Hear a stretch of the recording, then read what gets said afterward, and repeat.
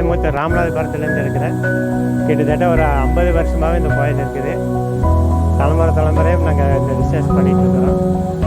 உருவாக்குனதே நாங்கள் எல்லா மக்கள் எல்லாம் சேர்ந்து. அதனால் வந்துட்டு சிறப்பாக நடந்துட்டு இருக்கு. ஆடி மாதம்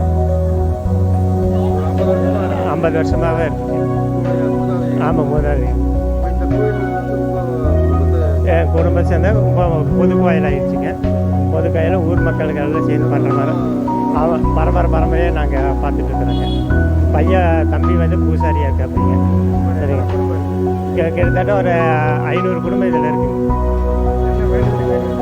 எல்லா வேண்டுதலுக்கும் வரும். எல்லா இதுக்குமே குழந்தை இல்லாதவங்க குழந்தையாக இருக்குங்க. அப்புறம் வந்துட்டு இது உடம்பு சரியில்லாதவங்களுக்கெல்லாம் நல்லாயிருக்கும். கல்யாணம்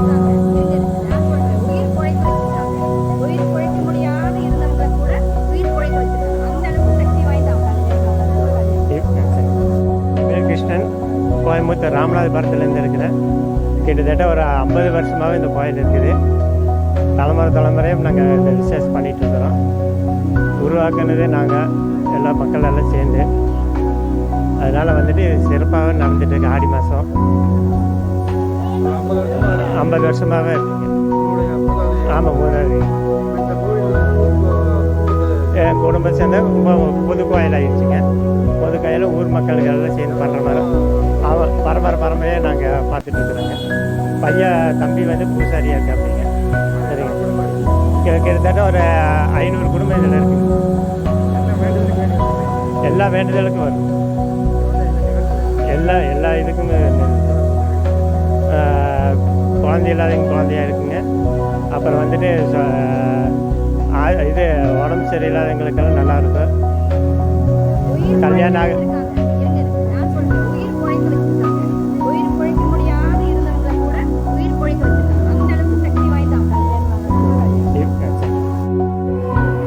வணக்கம், நான் திருமதி ரேணுகா. நான் வந்து சரவணப்பட்டி சேர்ந்து வர்றேன். இங்கே ராமநாதபுரத்தில் பத்ரகாளி அம்மன் கோயில் எனக்கு ரொம்பவே வேண்டப்பட்ட ஒரு கோயில். 2022 இந்த கோயில் எனக்கு பிரதிஷ்டை பண்ணிருக்கு. 30 அண்ணன் தம்பிங்களை இங்கே எனக்கு கொடுத்துருக்காங்க. இந்த அம்மா அவ்வளோ சக்தி வாய்ந்த அம்மா. நினைச்ச காரியம் எல்லாமே ஒவ்வொன்றா ஒவ்வொருத்தருக்கும் எந்த குறையும் இல்லாமல் நிறைவேற்றி வைக்கிறாங்க. இங்கே வேண்டுவோருக்கு எல்லாமே எல்லா காரியங்களும் அந்த அளவுக்கு நிறைவேற்றிருக்குது. மிகவும் சக்தி வாய்ந்த அம்மன். ஒவ்வொரு நாளும் ஒவ்வொரு மக்கள் என்ன வேண்டிக்கையோடு இங்கே வராங்களோ எல்லா வேண்டுதலும் நிறைவேறுது.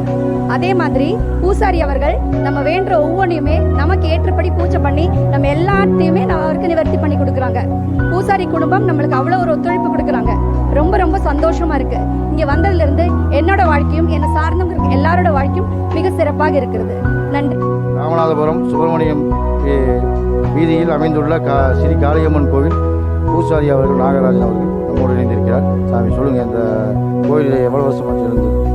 இந்த கோயில் வந்துங்க, என் பேர் நாகராஜன், பூசாரி. இது வந்து பாட்டி ஆரம்பித்து வச்சது. அதனால இங்கே வந்து குறைஞ்சது 50 வருஷமாக இருக்குதுங்க. பாட்டிக்கு அப்புறம் இப்போ நான் இது எழுதி செய்கிறேங்க. இங்கே வந்து கும்புற மக்கள் எல்லாத்துக்குமே கும்புறதெல்லாம் நடக்குதுன்னு சொல்லி சொல்கிறாங்க. அதனால் இன்னைக்கு திருவிழா, அதனால் எல்லாம் மக்கள் எல்லாம் ஆனந்தமாக வேண்டுதல் நிறைவேற்றுறதுக்காக பால்குடம் எடுத்துகிட்டு வந்துருக்குறாங்க. என்ன திருவிழா? அம்மனுக்கு வந்து 8 நாள் திருவிழா. அந்த மாதிரி பூக்கம்பம் போட்டு இது பண்ணுறது அக்கினி சாட்டு திருவிழா மாதிரி. அதனால் இந்த வருஷம் நாங்கள் சிம்பிளாக பண்ணுறோம். அதனால் பால் அபிஷேகம் மட்டும் பண்ணி பொதுமக்களுக்கு அன்னதானம் போட்டு ஏழைகளுக்கு இது பண்ணுறோம். அதனால் இந்த திருவிழா நான் வச்சுருக்கிறேன். இங்கே வரும் பக்தர்களுக்கு குறிப்பாக எதை வந்து வேண்டுதலாக வைக்கிறாங்க? இங்கே வந்தாங்கன்னா மெயினாக உடம்புக்கு சுகமாகணும், கை கால் வலி இல்லாமல் இருக்கணும், ஒரு தொழில் நல்ல முன்னேற்றமாகணும், குழந்தை இல்லாதவங்களுக்கு குழந்தை கிடைக்கணும், கல்யாணமாகவங்களுக்கு கல்யாணமாகணும், அப்புறம் ஒரு உத்தியோகத்துக்கு படிப்புக்கு இதுக்கு எல்லாமே நல்லபடியாகுதுன்னு இது பண்ணுறாங்க. என்ன நோக்கத்துக்காக இந்த அம்மன் எழுந்திருக்கு? இது வந்து கும்பிட ஆரம்பித்ததில் இருந்து மக்கள் எல்லாம் பெருகி வந்துட்டு இருக்கிறாங்க. அதனால் அவங்களோட மனசு திருப்திக்காக, எங்களோட மன திருப்திக்கும் அம்மாவோட வளர்ச்சிக்காகவும் வந்து கும்பிட்றவங்க எல்லாத்துக்குமே நல்லபடி ஆகணுங்கிறதுக்காக நாங்கள் முன்னேற்றம் பண்ணி இது பண்ணுறோம். இந்த ஆடி மாத திருவிழா இதுங்களா வருஷம்? இது எத்தனை வருஷம்? இது 21வது வருஷம் நடக்குது. அன்னதானம் பெரும்பாலுமே முதல் ட்ரஸ்ட்டுக்கு கொடுத்துருவோங்க. அதுக்கப்புறம் தான் பொதுமக்களுக்கு இது பண்ணுவோம். வருஷம் அது நடக்குது. இது எத்தனை பேர் அன்னதானம் நடக்குது? குறைஞ்சது காலையில் இப்போ மதியானம் 1 மணிக்கு ஆரம்பித்தா நைட் 8 மணி வரைக்கும் அன்னதானம் போடுவோம். நான் ஸ்டாப்பாக போடுவேன். காலை மாலை உணவு மதியம் கண்டினியூவாக போயிட்டே இருக்கு. நைட்டு இரவு வரைக்கும் போயிட்டே இருக்குங்க. சுமார் எவ்வளோ பேர் கலந்துக்குவோம்? குறைஞ்சது ஒரு 1000 பேர் இருப்பாங்க. நன்றிங்க சார். உங்களுடைய ஆன்மீக நோக்கம் நிறைவேற எங்கள் வாழ்த்து. நன்றி.